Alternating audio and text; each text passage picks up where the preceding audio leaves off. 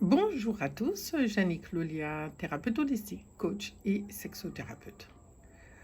Qu'est-ce qui change après 50 ans dans la sexualité? Si pour certains, 50 ans c'est l'âge d'or, pour d'autres c'est le début du déclin. Mais il n'en demeure pas moins que des changements s'opèrent en nous et ont des conséquences sur notre vie sexuelle. Notre rapport au sexe évolue tout au long de notre vie, que ce soit de l'adolescence jusqu'à la mort. Notre vision sur la sexualité est en fonction de notre éducation, de nos interactions sociales et aussi de notre religion. Tous ces éléments vont conditionner notre rapport à la sexualité. Les années vont passer et l'âge également. Et les pratiques et les expériences sexuelles vont progressivement affiner nos choix. Et on cerne mieux ce qu'on apprécie et ce qu'on n'apprécie pas. On se connaît mieux et aussi on découvre nos limites. Alors, quels sont les changements qui se dessinent chez les quinquagénaires? À partir de 50 ans, notre corps connaît une nouvelle phase. Donc, chez l'homme, il peut y avoir soit une baisse de testostérone, de la masse et de la force musculaire, et aussi des troubles qui peuvent l'emmener à avoir une prise de masse graisseuse. Une fatigue émotionnelle peut apparaître, dont aussi plusieurs troubles comme troubles du sommeil, troubles de l'humeur, troubles de la concentration qui vont perturber son quotidien. Fort heureusement, tous les hommes ne sont pas concernés par cette problématique.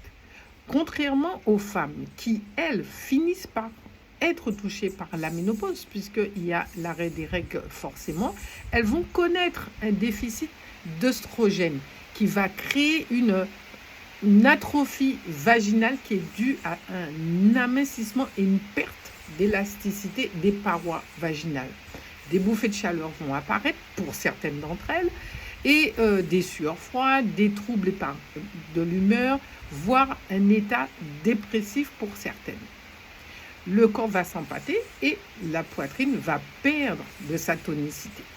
Ces changements vont forcément affecter sa vie sexuelle parce qu'elles vont se sentir moins désirables, moins attrayantes, surtout que l'arrêt des règles vont faire que certaines vont penser qu'elles ne sont plus femmes.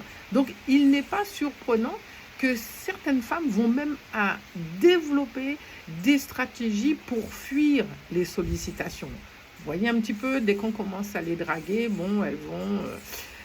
elles vont éviter d'être sollicitées. Donc, il faut tout simplement adapter sa sexualité en fonction de ses douleurs, de ses freins, de ses difficultés passagères ou émotionnelles. Je sais, c'est beaucoup plus facile à dire qu'à faire. Mais l'autre phénomène qui fait surface souvent chez les femmes de 50 ans, c'est le syndrome du nid vide. C'est ainsi que l'on va décrire le fait que dès que les enfants sont partis, la mère va être envahie par un sentiment de tristesse. Donc comme il n'y a plus d'enfants, il n'y a plus d'objectifs. Et si le couple connaît déjà des problèmes, ces problèmes vont ressurgir beaucoup plus rapidement parce qu'il y a le travail et les enfants qui faisaient écran jusqu'à présent. Donc, l'homme va connaître des désagréments causés par l'andropause, donc moins d'érection ou encore une érection moins ferme, donc baisse de libido.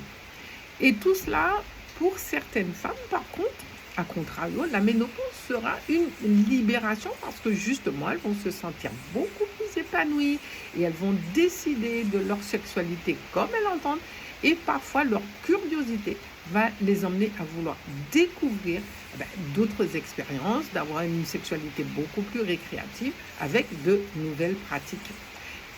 Comme il n'y a plus de pression, donc finalement, autour d'elles, elles vont tout simplement de redécouvrir l'orgasme. Faire du sport, changer son alimentation, dormir correctement, tout cela va contribuer à une santé mentale.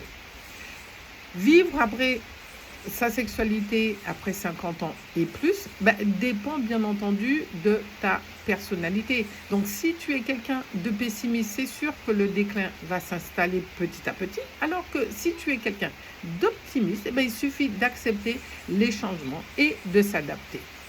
Sache une chose, ce n'est certainement pas la fin de ta vie sexuelle.